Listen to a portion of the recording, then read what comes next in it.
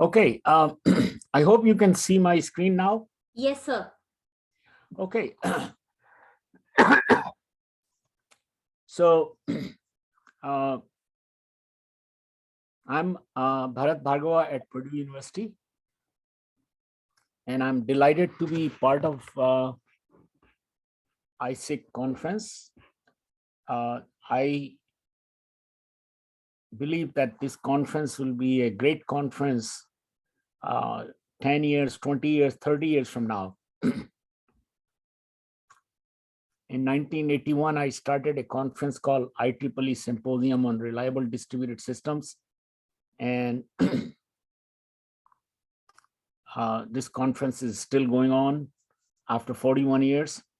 So I'm sure ISIC will be going on in 2050s with a lot of success and support from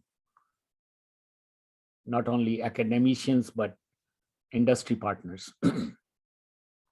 So best wishes to you, Sarika and Seven Group, and all the friends who are involved in this conference. And this is truly an international conference because, we're in the European time and conference is taking place in Georgia, and many people from India are attending it. So it's truly an international conference. And I think we have been able to involve a lot of our industrial partners. So Northrop Grumman, Amanda Muller is going to give a talk on explainable and trustworthy AI. So this is not a typical keynote research and technical detail talk, but this is a talk that should excite people and give them a chance to develop their own ideas. There was a professor, C.V. Ramamurthy at UC Berkeley. He was the mentor for all of us. I got to know him in 1972, so 50 years I've known him.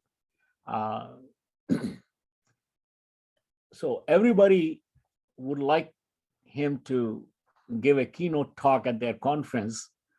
And I know that he was always trying to figure out what talk to give.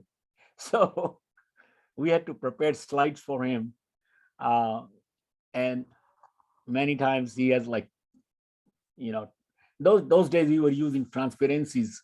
So he'll have about 200 transparencies to give his talk at different conferences.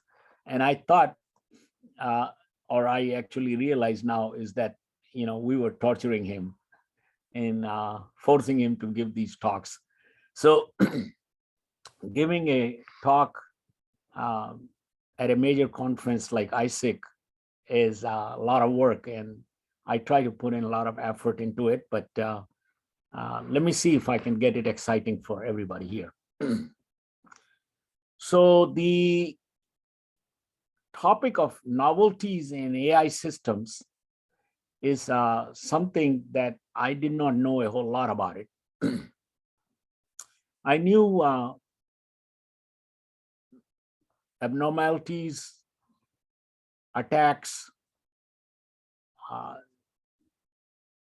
different types of malicious activity in different networks and distributed systems and intelligent, secure, autonomous systems. And so the idea here is very similar, but not quite the same. So we used to be able to talk about intrusion detection,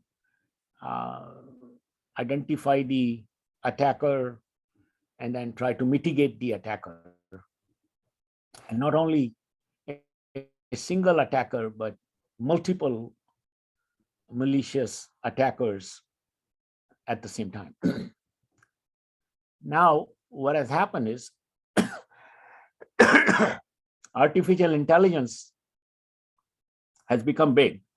In 1978, I went to Stanford and I met John McCarthy, who was the director of the Stanford AI Research Institute. And I think in 1987 or 1988, he came to Purdue to give a talk. And he told me, or he said that, we have to go and beg for money from National Science Foundation. They really don't want to support my work. So it's just an amazing history that I can tell you that now everybody's working on artificial intelligence. Everybody's working on security.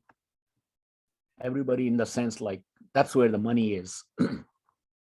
So I just wanted to let you know how things are changing in this environment. Now, this DARPA program said, let's talk about novelties in AI systems. And I'll tell you a little bit more about it in a moment.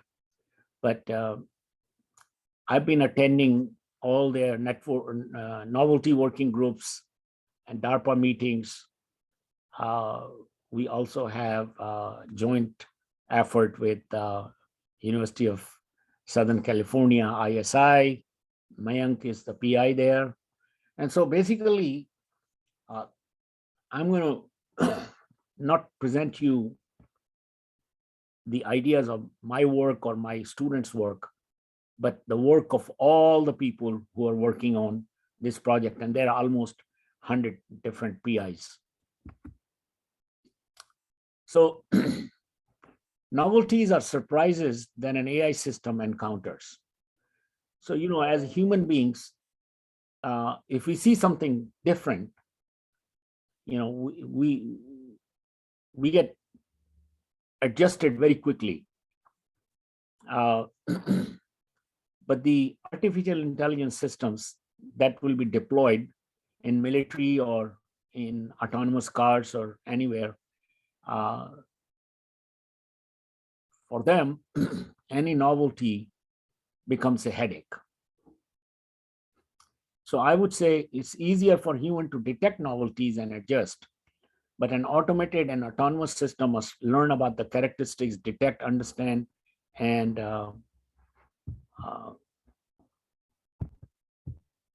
accommodate or adapt to novelties. And this is not an easy task. Now, novelties are found in many environments.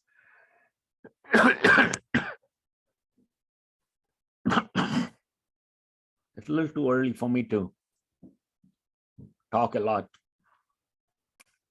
So excuse me for my cough. Novelties are,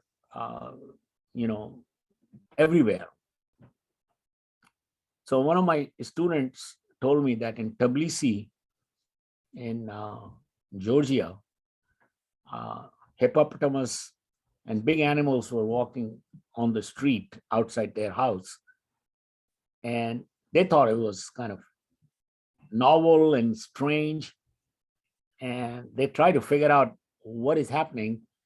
And they found out there was some kind of a fire or a flood in the zoo, and all the animals went in the neighborhood of where people live. So it was just an example of a novelty.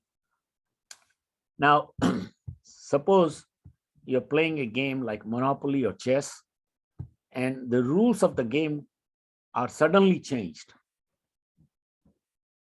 And even the players may change their objectives. So, for example, if you have a dice which has 6 surfaces, and now you're using a dice with 8 surfaces, I mean that's a change in the in the game. And we call that a novelty. Now, players may also collude with other players to achieve an outcome, such as a draw or extend the game beyond time limit, or make one of the players lose or win. So this is the kind of novelty that can be introduced. I think some novelty was introduced like this in the Olympic, where some Chinese players were letting other Chinese players win, intentionally lose, so that they can be in the final 8 or 16 in the tournament.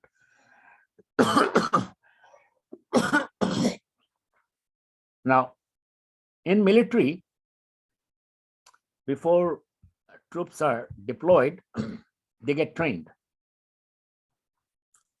So when they go actually in an operational environment, they start encountering novelties.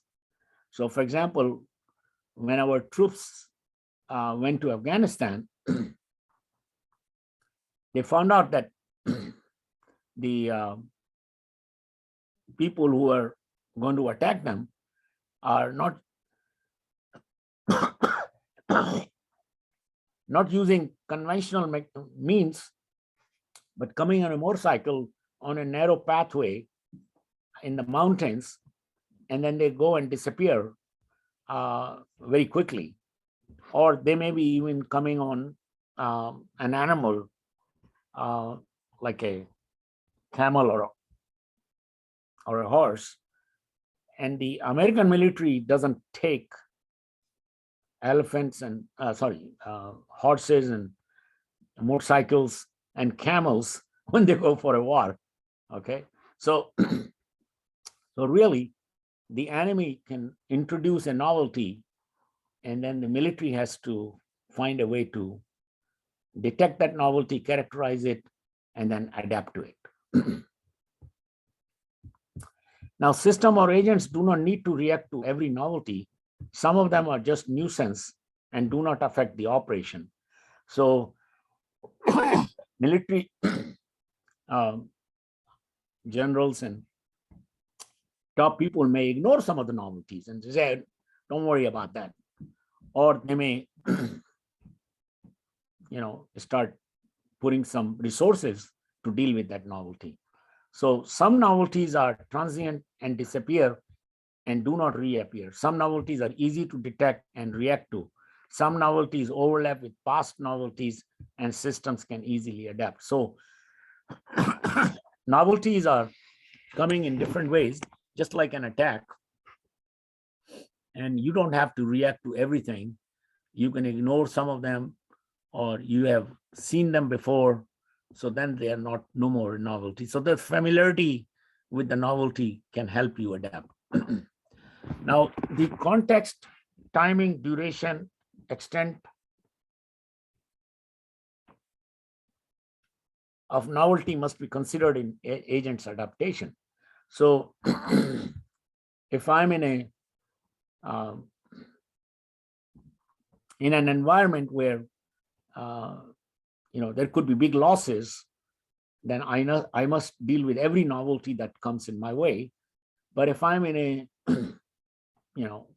more relaxed or training environment, then I could see some novelties but don't have to react in real time.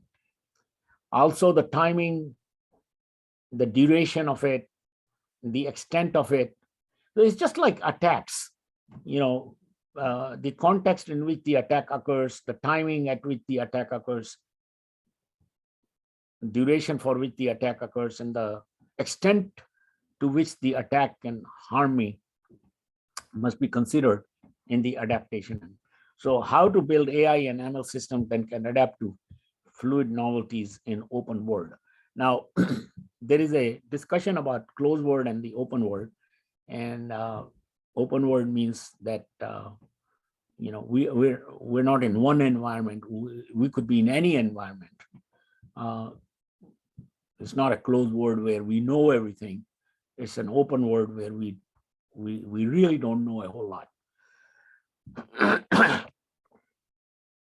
So um, let me give you some more examples of novelties. Um, Suppose you go for shopping in India and the vendor says it's 20,000 rupees, some item, and you offer 5,000, and you are from Europe. Okay. So the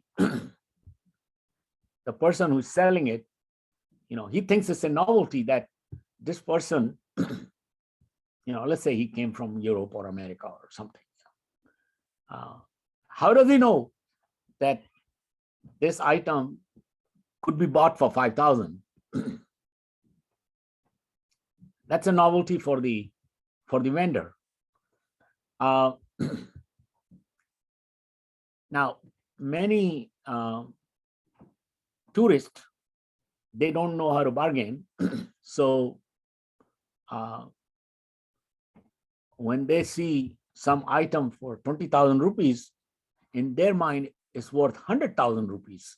So they're they're very happy about it, and they think it's a novelty, and they want to purchase this thing because it's a good deal. So what I'm saying is there could be a novelty like in a bargaining environment. Now, when there was a raid of Navy SEALs to capture bin Laden, they found that to get to him without hurting anybody in his family was not an easy task. Now, they expected some of the difficulties, but they didn't realize that they need a ladder to get entry into the compound. They don't want to knock the doors out or, have the helicopter drop people in the middle of the compound. So they used a ladder, and that's a novelty for them. Now, if you are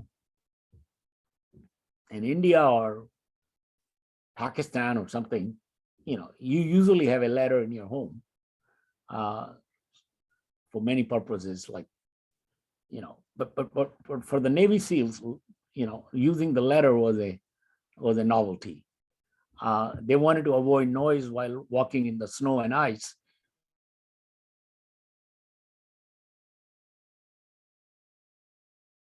Environmental issues that come into play, which they find to be a novelty.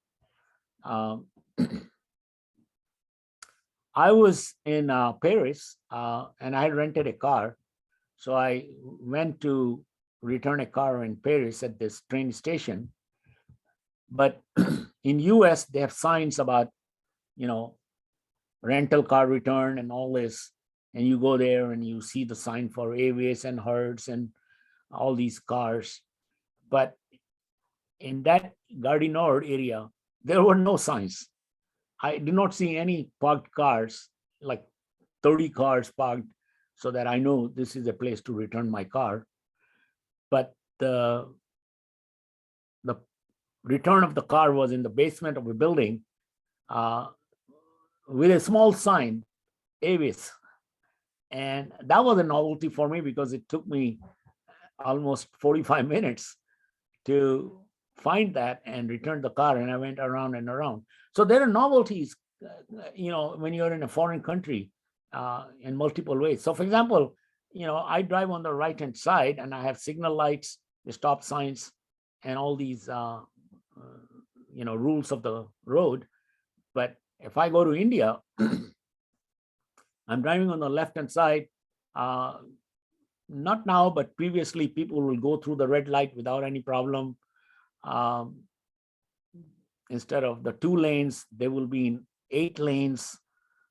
Somebody's going through with a motorcycle between 2 cars. I mean, these are all novelties for a person who has not seen these things before, not used to it.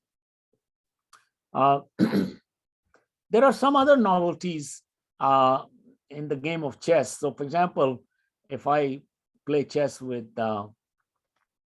um, a child and I'm losing and I don't want to lose, then I start cheating.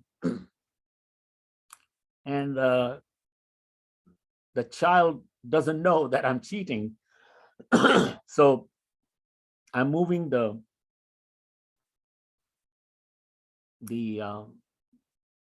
horse or bishop or in a different way, and literally I'm cheating in the game.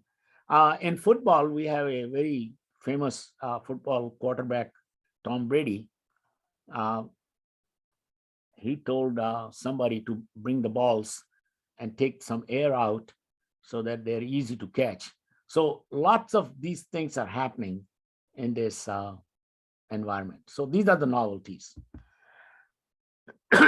So we need to characterize novelties, identify or categorize or identify types at different levels.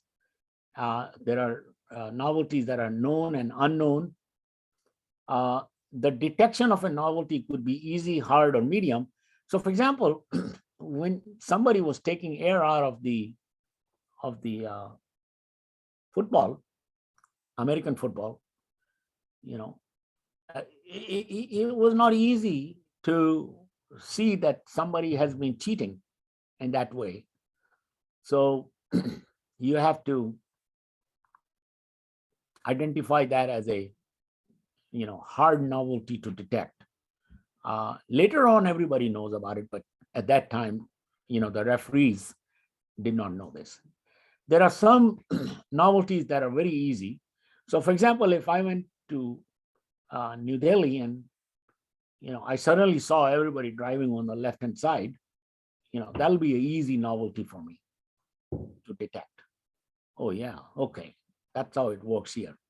Okay, now if I went to some area where there are roundabouts instead of signal lights, that's an easy novelty for me. I can get used to it very fast. But then there are some other novelties which are very hard. Now there are some novelties that are anticipated and perceived. So when I go to a foreign country, I'm anticipating some differences in the way things work. I may have a different perception of what to expect, but but I need to know that or detect that. And then response could be immediate, delayed, ignored. I have to do a cost benefit analysis, whether I should react to this novelty or not. And then I need to study the performance of pre-novelty versus post-novelty. So before novelty, my performance was this, and after a novelty has been introduced, my performance is this. So we've been doing all this research as part of the DARPA program.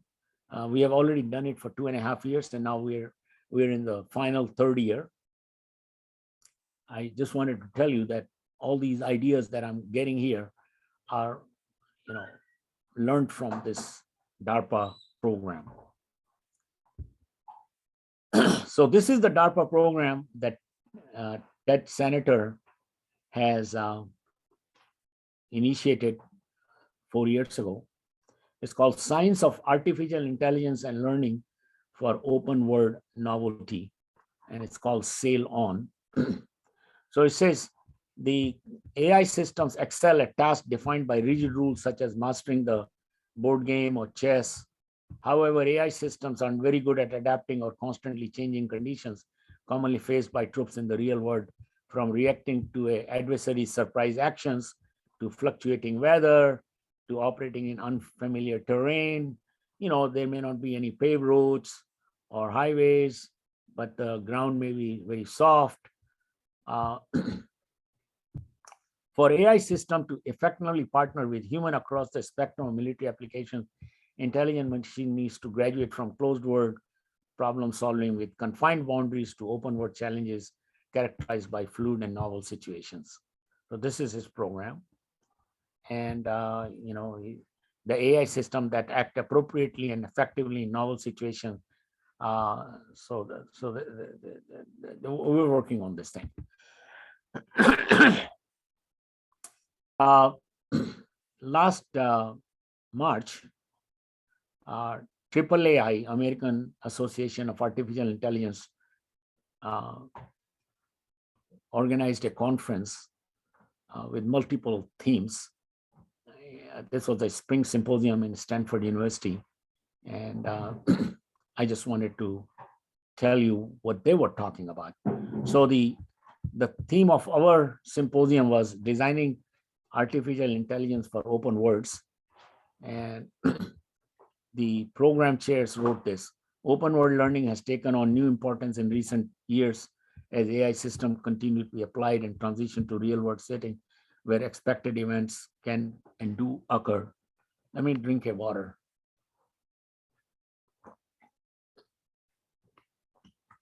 An open learning framework has been defined as one that can deal with both normal in-distribution inputs and undesired outputs. Designing an AI system that operate in open world, including detecting, is a critical goal on the path to building intelligent systems that can work alongside humans to solve this thing. I'm just trying to get you excited about this field of study, and here are the multiple topics that were discussed. And this conference was organized by Mayank Kejriwal, Abhinav Srivastava, Eric Kildebeck, Carl Wondrich, and a lot of information is available of the contributed papers and details. So I just wanted to let you know.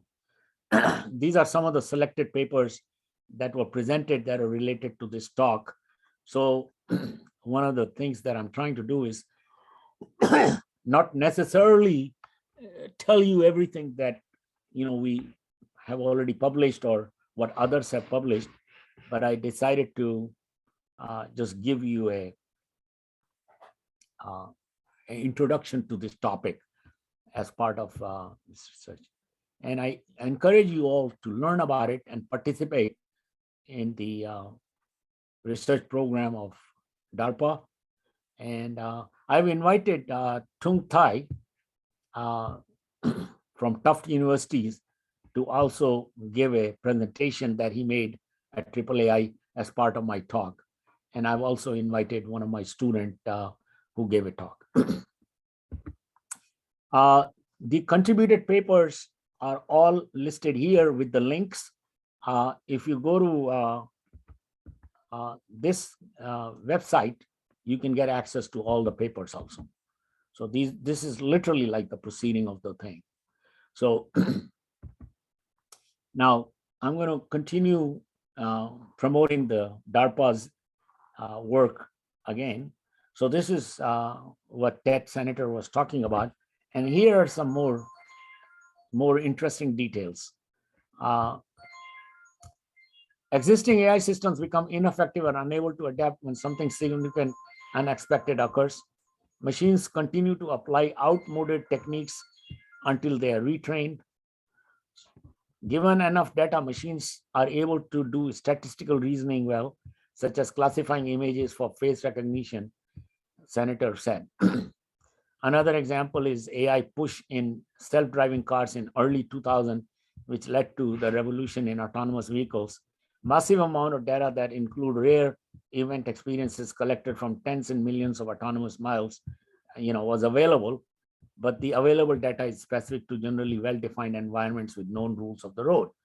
It won't be practical to try to generate a similar data of millions of self-driving cars for military ground systems that travel off-road in hostile environment and constantly face novel conditions with high stakes, let alone for the autonomous military systems operating in air and sea.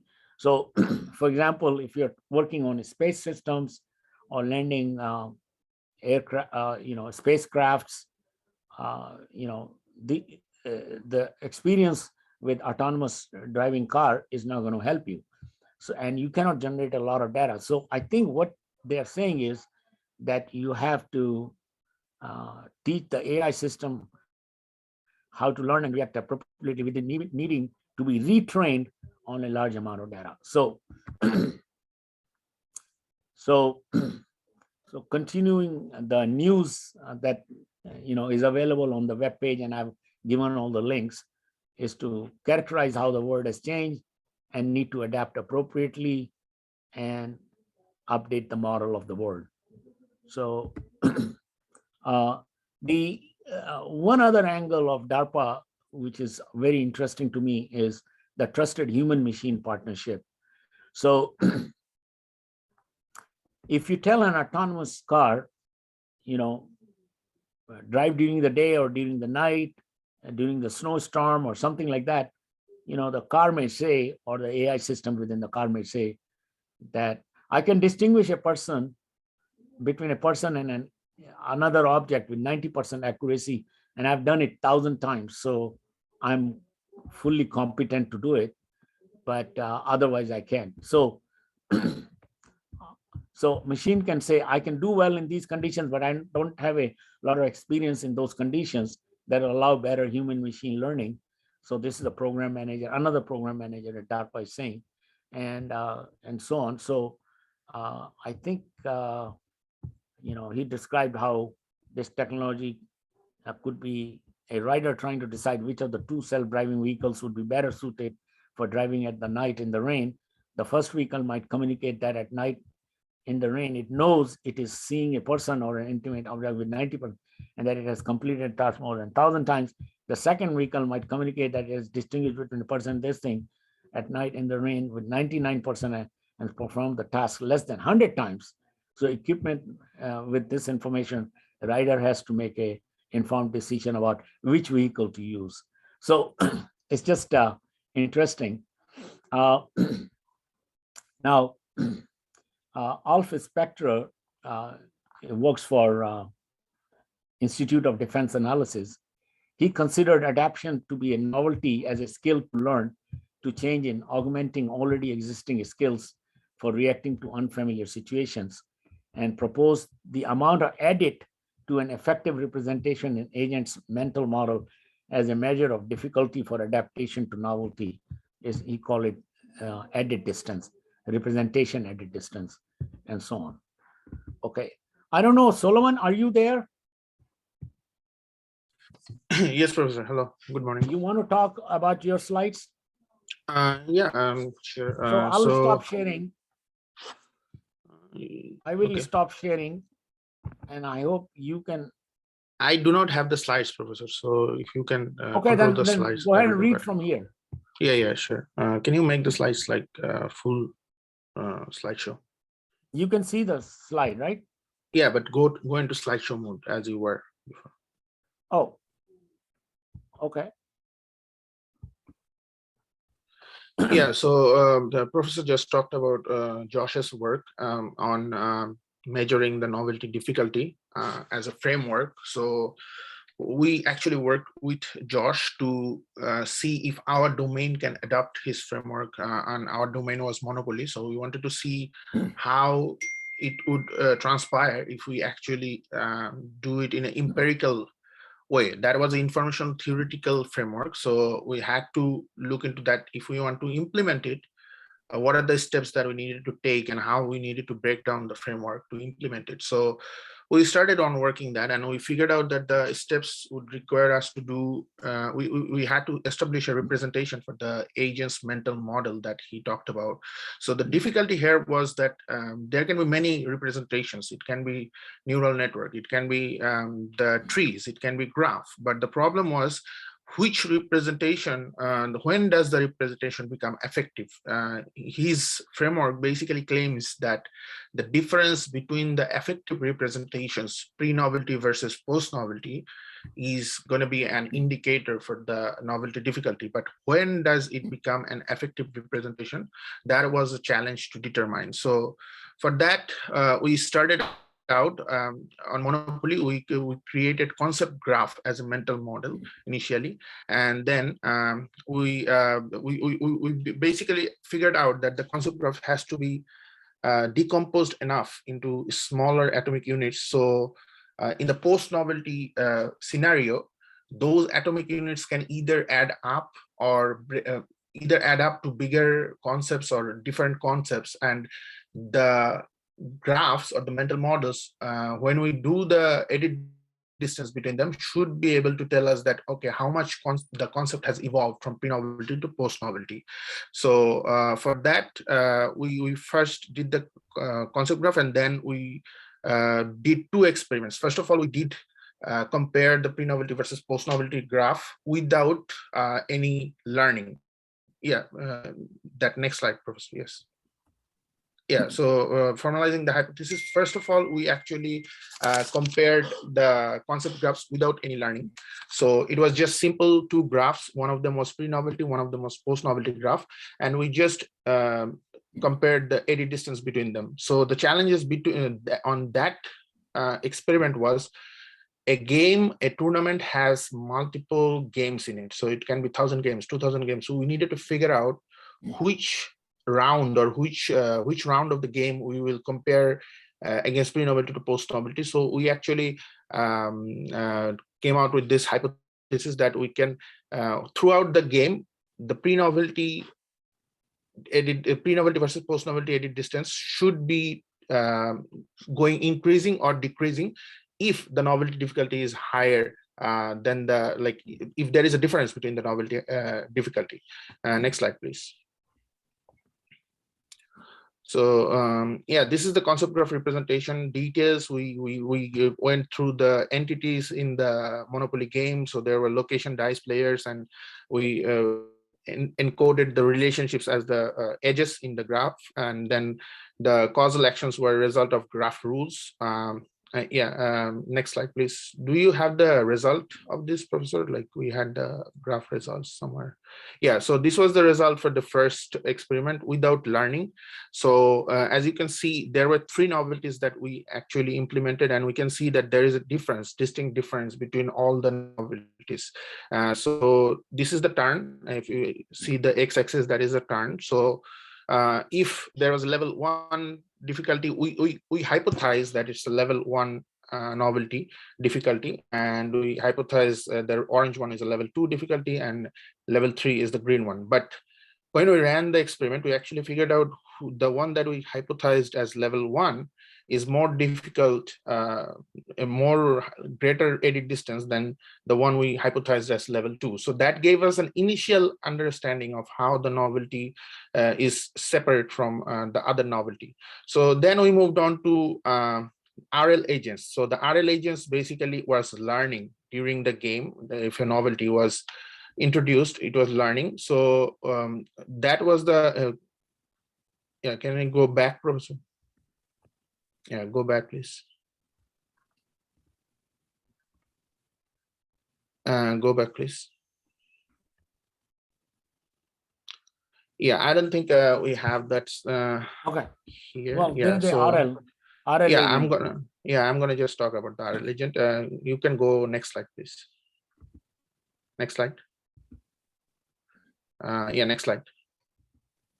Oh no, Okay, that's so it. I'm just going to talk about the RL agent a little bit, and then we can finish it. So the next step was we introduced this theoretical framework into the RL agent that we had. So the RL agent has a state space and a reward space, and they learn to do exploitation and exploration. So what we did was we included the concept graph architecture into the RL agent architecture. So we were trying to see if we can include the learning of the concept as part of the learning to play the game by the RL agent. So we created an architecture where we included the graph embedding and the concept graph learning as part of the RL agent architecture. And then we ran some experiments, and that actually gave us a better performance than just using constant values for RL agent state space. So yeah, that was there, Professor.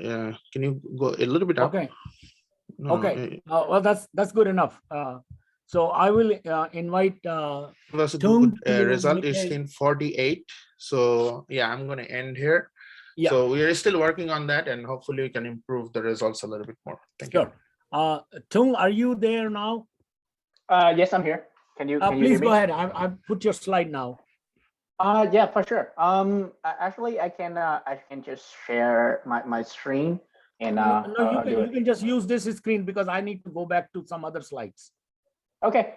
So hello everyone. My name is Tong Tai, and I'm from Tufts University. I'm currently a PhD student at Tufts University, and here's our work on the architecture for monopoly handling in terms of multi-agent stochastic environment, and especially this is the case of open work monopoly, and this is a joint work between the Tufts University and Arizona State University. Can you go to the next slide? So I think we talked about the DAPR stuff, so I think we can go straight up to the novelty slide. Can you go to the next one? Next one, please. Should be the next one. Yep. Okay. So in terms of characteristic of the novelty and how do we detect novelty, characterize novelty, and how we adapt into novelty, we need to have some sort of like an identification or an ID for novelty and understanding what it is. So we have novelty is a chain in the environment where the agent can neither detect the chain from logical deduction nor the past experience that the agent had. And the novelty set can be defined as a lot of characteristic with inside is, for example, we name it alpha as the number of agents can be chained throughout a game or a specific environment. The state can be novel, the action can be novel, there can be new action that the agent can take that we didn't realize before, or there's some change in the action condition or the action effect. We can also changing the entity in the environment and the fluid in the environment. The fluid is just basically all the number which can be changed in the environment. For example, in Monopoly, if we buy the house for 200, now we have to buy it for 300. And in order to formulate a problem, we had a how do we approaching and solve the problem is we need to detect a novelty first. If there's a novelty, we need to identify the novelty. Identification is a really challenging problem where you need to have a reasoning or a logical model in order to predict what may cause this novelty, and then you change the novelty respectively. For example, the objective of this function is to model the environment right after the novelty so that we can have the entire simulated environment. Therefore, we will know what to do next. And such model will including or do we have the architecture to deal with it. For example, if we figured out there's a novelty, we will go directly to detect the novelty and identify the novelty. After we identify the novelty with, of course, it's not going to be like 100% accurate, but however, we help to be as complete as possible. And we upgrade the knowledge base of the agent. For example, we assume the agent have a knowledge or some sort of amount of knowledge to the environment at the beginning. And the novelty come in, then we need to update the knowledge for the agent in order to adapt to the novelty. Such novelty can include an action, interaction between agent and agent or agent to the environment, the belief of the agent to environment. For example, if you buy something, you expect to own something, and the relationship between agent and agent. After we figured it out what to update in the knowledge base and the expected effect can be updated, we chain our plan accordingly by using novelty accommodation. The planner will be chained according to the novelty or the new effect that happened into the environment. And finally, we will apply that plan to perform an action or choose an action in order to win out the game. Can you go to the next slide? So talking about knowledge base, I think I go briefly about that is we have action and interaction between agent and agent, environment action, the belief of the agent to the environment, and relationship between agent and agent, agent environment. These can be chained. So for the environment implementation, we pretty much focus on a classic Monopoly game is a adversarial game where we have 4 players, and then the player roll dice to move across the board. The game objective is to win the game is to the last player tending by bankrupting other. The goal can be reached by you buying property, monopolizing, color set, developing, housing, hotel, and then when whoever step on the property have to pay you a rent, and therefore you win out because of the strategy that you play out to buy properties and build house on it. Any plan and action of the game need to be adapted to dice roll and decision of other player. So it's like a stochastic environment because you don't know what other people's strategy are, and you also don't know what the dice gonna land you on. And you also don't know there's gonna be like community card, chess card, and trade potential are unknown. So there's imperfect information in the game.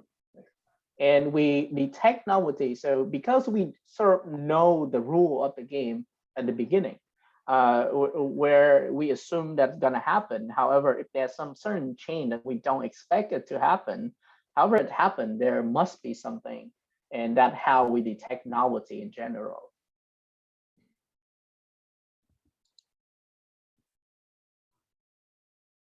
Okay. So therefore, we sort of characterize novelty in different character. The first characterization that we have is action effect novelty. And what action effect novelty is, usually when you perform an action, you expect there's some effect to happen. However, this new effect is triggered from some certain action already. So the effect of the action is being changed. For example, sell property percentage can be changed. How it is, for example, usually when you sell back a property or you sell back a house, you usually got about 50% of whatever you pay for. However, when there's a novelty come in, this rate can be changed from 50% to 120%, or maybe more, maybe less. So because of that, you may should buy the house and sell the house and exploit the new chain in order to make more money to buy whatever you want to buy. There, the second part is the action precondition novelty, where the precondition set of an action A can be changed in the environment. For the first scenario, for example, all the precondition action is satisfied. However, the action A failed to perform. Or the second scenario where the action is successfully executed despite that there's some precondition is not met. For example, can you click next?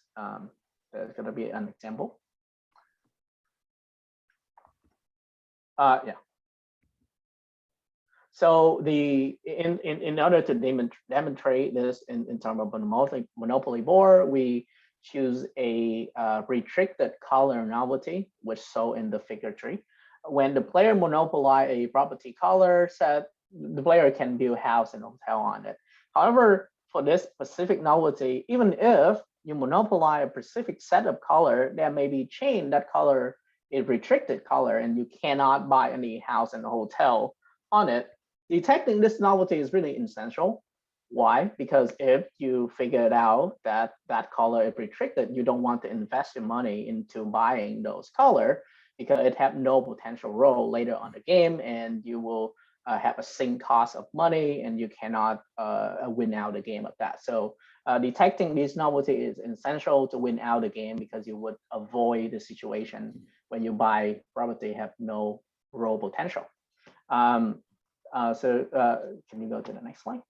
Yeah, and then the third type of novelty that we really focus on, or thinking about it conceptually, is state trigger novelty. So the state trigger novelty is where there a new effect that is triggered in the novelty class when the game or the player is in specific state. What this means is that, for example, if you put yourself in a specific situation, something gonna get triggered. And we don't know, and that usually it's not happening, and this entirely new to the agent. So the agent doesn't know that if I'm in the Pacific state, I can do Pacific thing. And can you go to the example? So in order to demonstrate this novelty, we are using the figure in figure 4, that we sort of assuming that at the beginning of the game for normal Monopoly game, the bank gonna be the one who own the properties, and the player have to go or land specifically on that property to buy the properties from the bank.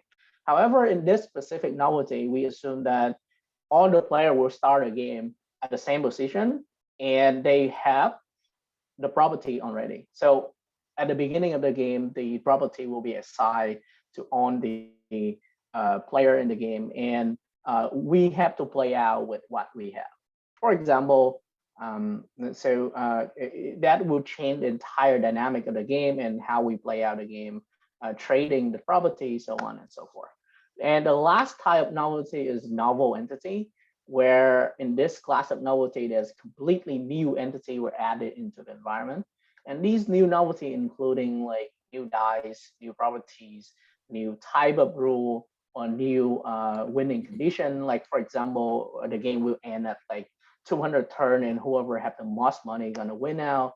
And we create, for example, in this case, we're creating a new board with new orientation by swapping other property around and making multiple copies of the property so the board can be bigger. And it's gonna be harder to monopolize blue and orange, for example. For the blending agent, we using, can you go into the next slide?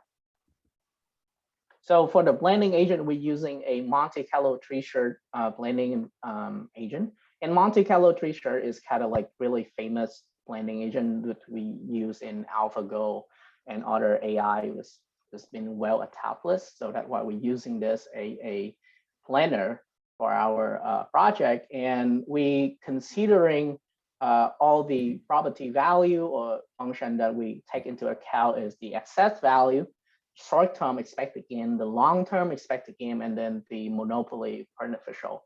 For example, why do we considering this value as important is because we think about when we invest into some specific properties or strategy which into the game, we want to have a role potential in that specific color, and what is the chain that people are gonna land on these property and how much they have to pay out of it, and the money that we invest in, and then the money that we can gain from it. And it's kind of funny.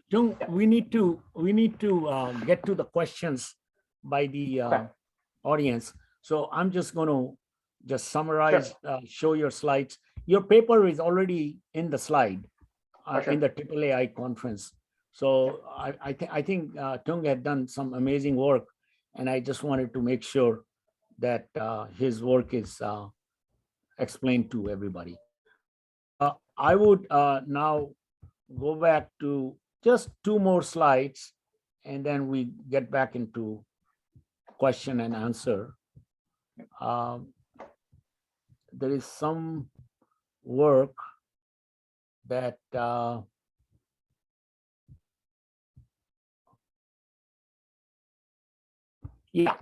so Eric Kildebeck at University of Texas, Dallas came up with these categories of entities and interactions among entities and so on.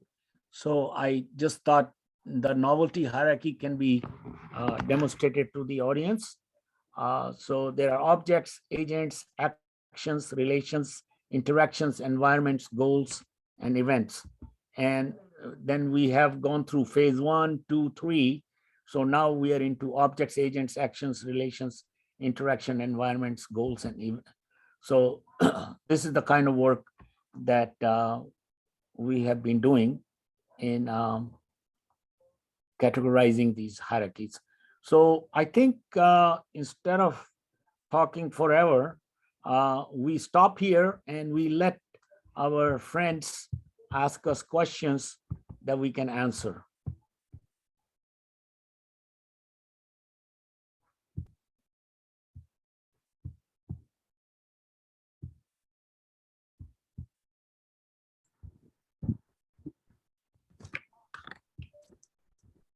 Sir, I want to start with a question. In your slide number 1, you mentioned a novelty example on the Olympics.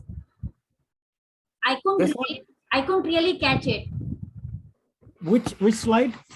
Very first slide. No, this is the first slide. This Yes, is the you mentioned an example of Olympics for novelty. oh yeah. See, what happened was I think it was 2016 Olympics, not the 20. There are Chinese players who were very, very good. So they knew they will be in the final 16, okay? But they wanted to bring in some more Chinese players from their country. So they started losing intentionally to them. And they were able to win enough games. The weaker players can win enough games to be in the top 16.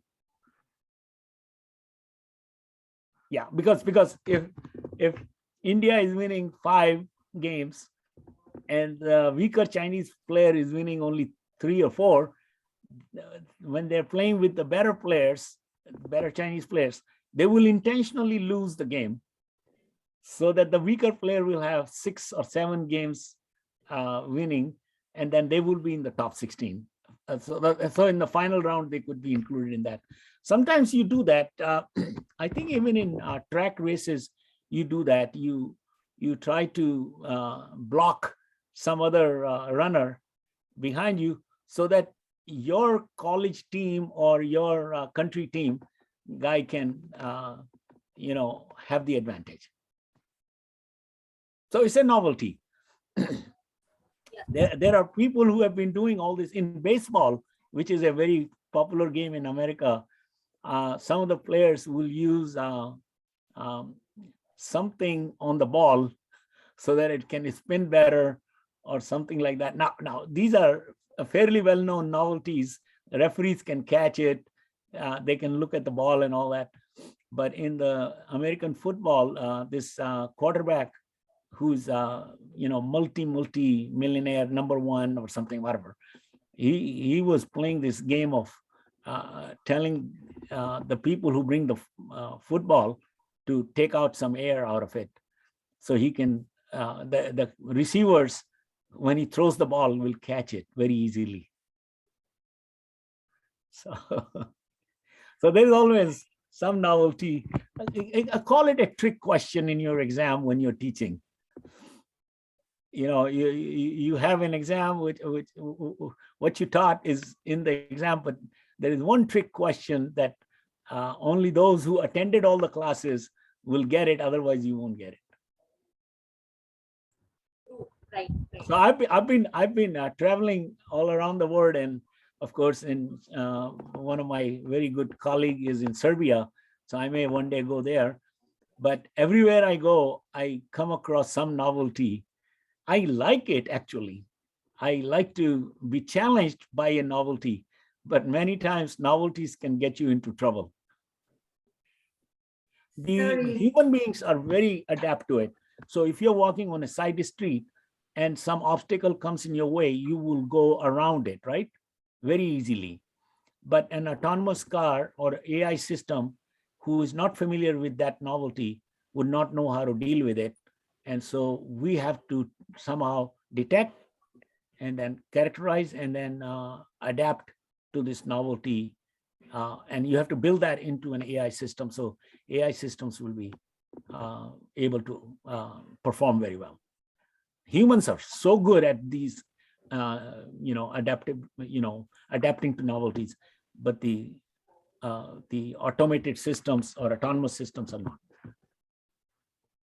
But there are tons of opportunities in DARPA. That's what I was trying to get everybody to know. There are so many programs. Just go to type DARPA BAA, Broad Agency Announcement. Actually, we have a proposal going out today on triage.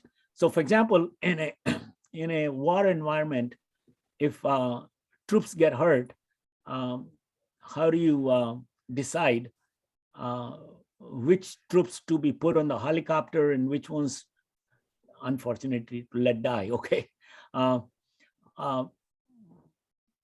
human beings cannot agree on it, but the autonomous system or intelligence system has to come in to help and make decisions of who's bleeding and who's not bleeding and who's got an injury on the head and who's got the injury on the leg, so basically, and it's the same thing in an emergency room when there is a disaster and thousands, hundreds of patients come in the emergency room. There has to be a triage with, who will be, operated first and so on. And human beings don't agree with it. So their AI system can come into play. So it's called in the moment DARPA. We're finishing this proposal. It's going to go out at 12 o'clock today. So there's tons of opportunities, not only in DARPA, but also National Science Foundation. And that's where the money comes in. And we don't have the energy to write all the proposals. But if our colleagues in the ISIC can help us, then we write these proposals, and then, we could have opportunities for postdocs, PhD students, faculty visits, or even consulting. The money cannot be transferred to a foreign country in the Department of Defense. We're not even allowed foreign travel. That is a perfect opportunity if people could take it. Yeah, I wanted to give a talk so that there are a lot more opportunities exposed to our audience, so they don't feel that they're in a very closed environment. It should be an open environment in which all of our professors and researchers can work. Any other question? Tung is here, Solomon is here, anybody?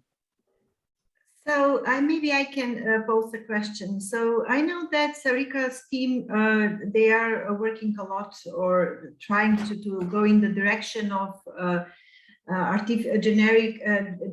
general artificial intelligence or artificial general intelligence. We are not so in such research programs here, for example, here in Serbia. But so I would like to ask you how feasible are these systems? How feasible this one multi-agent system, a generic multi-agent system, can be made? Is it possible to be made and then, for example, made for the medicine domain to be applied in a military domain? Or so how generic? Is it possible to be generic? So what is the future of this distributed artificial intelligence? And so yeah, from your perspective, do you see that it will advance in the next 20 years? Yes. You asked me a good question, but I hope I understood it. But for example, DARPA, they started working on the internet 50 years ago. Yes. 60s and 70s, okay? And at that time, this was in research phase. And now you can see how internet has helped with everything, okay? It's the same with autonomous car. They started autonomous car activity in year 2000. And now we know that, it is coming to a practical situation or practical use. So I think DARPA is Defense Advanced Research Project Agency. They have programs called 6.1, which is fundamental research. That's where we are. Then there's a 6.2, which is industry will try to build prototypes and get millions and millions of dollars to show that these ideas are workable. And then there is a 6.3, which is adaptation in government or defense agencies. And that will be another 5 to 7 years. And practical use for you and me would be, 20 years. 20 years, yes. So because, for example, in the European projects or European artificial intelligence strategy that was announced, I think 2019, I think something like that. So we have a lot of projects funded with the topic human in the loop. So in manufacturing systems, in medicine, everything human in the loop. So so this idea of a proposal that you mentioned is opposite. So to let the system autonomously decide in these critical situations. So I don't know who will be the person in Europe for that I mean, domain, because I'm more on the application side or application of all these technologies in different domains. So I'm not so in fundamental research, but it's interesting, yes, to see a perspective for 20 years, maybe, yes. Yeah, well, this proposal that we are writing today, which is going out today, is called DARPA in the moment, ITM. I did not put it here because, you know, there's too many DARPA grants. But because of this extended situation with NATO becoming very strong, the Department of Defense, or United States in general, I'm not speaking on their behalf, they are willing to collaborate with European partners. And I know that in the current novelty sail-on project, Australia is very heavily involved. So there are a lot of opportunities for our European colleagues to, but the bottom line is you got to learn from what is going on. If you don't have a DARPA grant, doesn't mean you don't know what's going on there. It's all publicly taxpayers paid funding. So there are certain things that we cannot disclose, or they don't want anybody to know. But in general, the research publication, the AAAI symposium that I organized with Mayank, that everybody should be able to look at. Let me see if I can. Yeah. So these were the papers that this is the symposium that we had, and this is the selected papers for my talk, but these are all the papers. So you can click on any of these links and the contributed paper link, you should be able to read these. So what I did is I tried to invite one or two people from this list to help me with this talk, so that I don't repeat their work, they tell their own thing. So I think research-wise, practical value-wise, it'll take a while. Yes, thank you very much for the answer and Thank for you. the great talk. Yes, thank you. Thank you. You have many other things to do. So best wishes for the successful conference, and I look Thank forward to you. working with you.